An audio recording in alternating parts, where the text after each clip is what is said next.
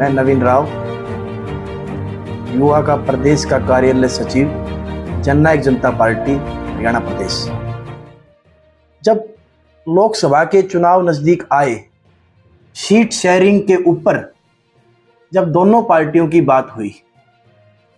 तो कहीं ना कहीं भारतीय जनता पार्टी ने जो सीटें जननायक जनता पार्टी मांग रही थी, उन सीटों के ऊपर सहमति नहीं जताई। आपने देखा होगा पिछले दिनों जब ये सारा घटनाक्रम चला, तो दुष्यंत जी ने भारतीय जनता पार्टी के शीर्ष नेतृत्व को यहां तक कह दिया था कि जननायक जनता पार्टी 10 की 10 लोकसभा के अंदर भारतीय जनता पार्टी की मदद करने को तैयार है। आगे भविष्य की विधानसभा की सदस्यों की तय करें कि जननायक जनता पार्टी कितने पे लड़ेगी, भारतीय जनता पार्टी कितने पे लड़ेगी। और एक सबसे बड़ा मुद्दा जो गठबंधन टूटा, जो दुष्यंत जी का रहा कि 5100 रुपए पेंशन बुजुर्ग को सम्मान के रूप में दे दो, जननायक जनता पार्टी लोकसभा चुनाव नहीं लड़ेगी, भारतीय जनता पार्टी का सहयोग करेगी। देखिए, 13 मार्च को हिसार के अंदर डॉक्टर अजय सिंह चौटाला जी के जन्मदिन के ऊपर बहुत बड़ी लोकसभा की रैली रखी गई थी। उसके ऊपर दुष्यंत चौटाला जी ने डॉक्टर अजय सिंह चौटाला जी के ऊपर निर्णय छोड़ा था, हमारी पार्टी के राष्ट्रीय अध्यक्ष हैं, कि हमें 2 पे लड़ना है, 10 पे लड़ना है, नहीं लड़ना है। दुष्यंत जी ने 10 की 10 लोकसभाओं के मुख्य पदाधिकारियों के साथ चर्चा करने के बाद, कल के न्यूज़पेपर में आपने पढ़ी भी होगी, जो पीसीसी की मीटिंग हुई उसमें यह तय हुआ कि जननायक जनता पार्टी बड़ी मजबूताई के साथ 10 की 10 विधानसभा सीटें का चुनाव लड़ने जा रही है। और मैं आपको बता देता हूं कि परिणाम आपके और मेरे आशा से कहीं ना कहीं बहुत ही अच्छे परिणाम जननायक जनता पार्टी के पक्ष में आने वाले हैं। डॉक्टर अजय सिंह चौटाला जी ने कल अपने स्पीच के माध्यम से भिवानी महेंद्रगढ़ लोकसभा क्षेत्र से पूर्व में विधायक रहे यदुवंशी ग्रुप के चेयरमैन और 2014 के अंदर लोकसभा का जिन्होंने इंडियन नेशनल लोकदल से चुनाव लड़ा और मात्र 40 से 45 हजार वोटों से वो चुनाव हार गए, ऐसे व्यक्तित्व राव बहादुर सिंह जी को जननायक जनता पार्टी ने भिवानी महेंद्रगढ़ लोकसभा क्षेत्र का उम्मीदवार बनाया है। और मैं दावे के साथ कह सकता हूं कि जिस प्रकार से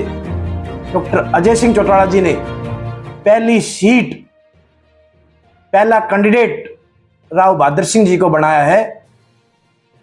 हरियाणा प्रदेश में अगर कोई पहली जीत होगी तो मैं दावे के साथ कह सकता हूं कि राव बहादुर सिंह जी की। देखिए, राव बहादुर सिंह का और चौधरी देवीलाल के परिवार का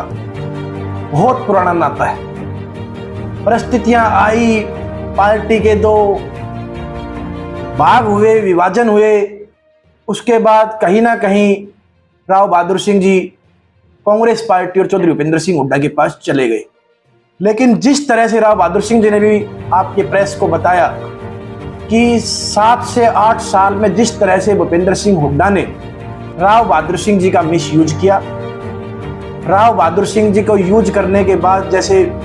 बेर खाकर जो गुटली को फेंक देते हैं, उस तरह से राव बहादुर सिंह को फेंकने का काम किया। राव बहादुर सिंह ने स्वयं बताया कि मेरे को अगर लास्ट दम तक राजनीति करूंगा तो अब मैं केवल और केवल हरियाणा प्रदेश के उज्जवल भविष्य दुष्यंत सिंह चौटाला जी के साथ। देखिए भाई, पिछले दिनों लोग कहते हैं चौधरी भूपेंद्र सिंह हुड्डा का गढ़ है रोहतक, लेकिन मैं इस बात को कतई नहीं मानता कि रोहतक भूपेंद्र सिंह हुड्डा का गढ़ है। पिछले दिनों, अभी 4-5 दिन पहले रोहतक के अंदर एक डिबेट का कार्यक्रम था।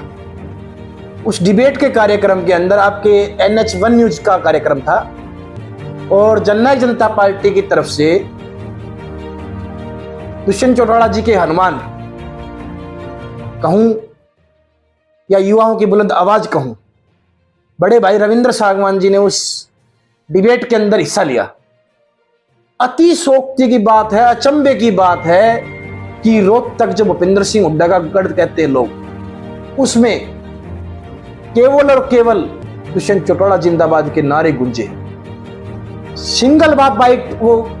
डिबेट उठा के देख लेना, एक नारा भूपेंद्र हुड्डा और उसके लाडले पप्पू दीपेंद्र हुड्डा का आपको सुनने को नहीं मिलेगा।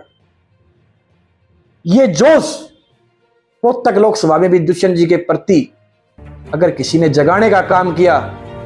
तो मैं तो उस शख्सियत का बहुत बार बार धन्यवाद करता हूं। वो शख्सियत रविंद्र सांगवान है, क्योंकि साथियों वो उसके पास हरियाणा प्रदेश की जिम्मेदारी है, लेकिन 2 दिन मैंने उस इंसान को देखा 70 से 80 चाय अपने लोकसभा में पी के आता है, अपने साथियों के सुख दुख में जाके आता है। और इसी वजह से आज रोहतक के अंदर दुष्यंत चौटाला जी का नाम अगर आप जाके पूछोगे तो प्रत्येक की जबान पे है दुष्यंत चौटाला जिंदाबाद के नारे लगते हैं। देखिए, सबसे बड़ी बात मैं आपको बताता हूं कि एक आज हरियाणा प्रदेश के अंदर सबसे कोई मजबूत संगठन है तो जननायक जनता पार्टी का है। संगठन के बलबूते सरकारें बढ़ती हैं, सरकारों के बलबूते संगठन नहीं बढ़ते हैं। रही बात आपने कहा तैयारी की, मैं एक बड़ी क्लियर बताता हूं आपको कि हरियाणा प्रदेश में दुष्यंत सिंह चौटाला जी के नेतृत्व में जिस प्रकार से मैं युवाओं के खासकर बात करूं तो युवाओं के प्रदेश अध्यक्ष बड़े भाई रविंद्र सांगवान, उनके नेतृत्व में पूरे हरियाणा प्रदेश में बूथ योद्धाओं की तैनाती की कर दी गई है। हर बूथ पर योद्धा हमारा तैनात है, चाहे लोकसभा का चुनाव हो और चाहे विधानसभा का चुनाव हो। जननायक जनता पार्टी का बूथ योद्धा पूरी तरह से तन मन और धन के साथ चुनाव लड़ने को तैयार है। जननायक जनता पार्टी लोकसभा का जो चुनाव लड़ने जा रही है, किन मुद्दों को लेकर चुनाव लड़ने जा रही है? जननायक जनता पार्टी के पास मुद्दे ही मुद्दे हैं, चाहे 50% महिलाओं को आरक्षण देने की बात हो, 33% राशन डिपो के अंदर महिलाओं को आरक्षण देने की बात हो, बैकवर्ड समाज को आरक्षण देने की बात हो, 75% का कानून रोजगार का असेंबली में पास करवाने की बात हो, चाहे एस्टेट का एग्जाम गृह जिले के अंदर कराने की बात हो, चाहे बहन बेटियों के लिए पिंक बसें चलाने की बात हो, चाहे खरखोदा के अंदर मारुति प्लांट लगाने की बात हो, चाहे आपके हिसार के अंदर महाराज अग्रसेन के नाम से एयरपोर्ट बनाने की बात हो, चाहे मैं बात करूं आज पूरे हरियाणा प्रदेश में रोडों का इतना अच्छा स्ट्रक्चर जो दुष्यंत सिंह चौटाला जी ने दिया उसकी बात हो, और सबसे बड़ी बात हमारे पास विजन है, सोच है, तो एक युवा की सोच है। आज सबकी उम्र जो मुख्यमंत्री की पद की दौड़ में है, सबकी उम्र 60-65 से प्लस है और दुष्यंत सिंह चौटाला जी की उम्र 35 साल है। अगर आज कोई 30 साल का या 25 साल का साथी युवा दुष्यंत सिंह चौटाला जी के साथ जुड़ता है तो ये बात तो निश्चित है कि 40 से 45 साल उसके सर के ऊपर हाथ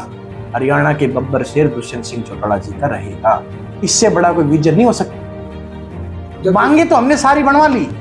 95% मुद्दे जो जननायक जनता पार्टी के 2019 के अंदर थे, जो पार्टी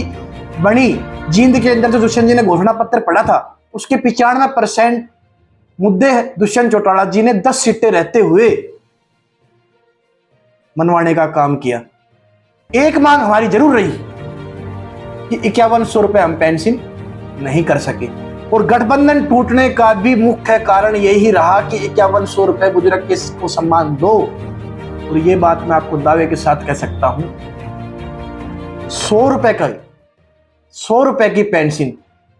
दुष्यंत चौटाला जी के परदादा स्वर्गीय चौधरी देवीलाल जी ने शुरू करी थी, और इसको चाहे 5000 की बात हो, चाहे 6000 की बात हो, चाहे भविष्य के अंदर 10,000 की बात हो, इसको अगर कोई बढ़ाने का काम करेगा तो परम आदरणीय दुष्यंत सिंह चौटाला जी करेंगे। जब मेंबर ऑफ पार्लियामेंट बने, एमपी बने, तब तो विपक्ष के एमपी थे, जब तो सरकार में नहीं थे, लेकिन दुष्यंत सिंह चौटाला जी ने जब किसान के ट्रैक्टर के ऊपर टैक्स लगाया जा रहा था तो 543 में एकमात्र सांसद ऐसा था, चौधरी देवीलाल जी का बड़पोता डॉक्टर अजय सिंह का लाल, और हमारे बड़े भाई दुष्यंत सिंह चौटाला जी संसद के अंदर ट्रैक्टर ले जाने का काम किया और किसान के वाहन ट्रैक्टर को टैक्स मुक्त करवाने का काम किया।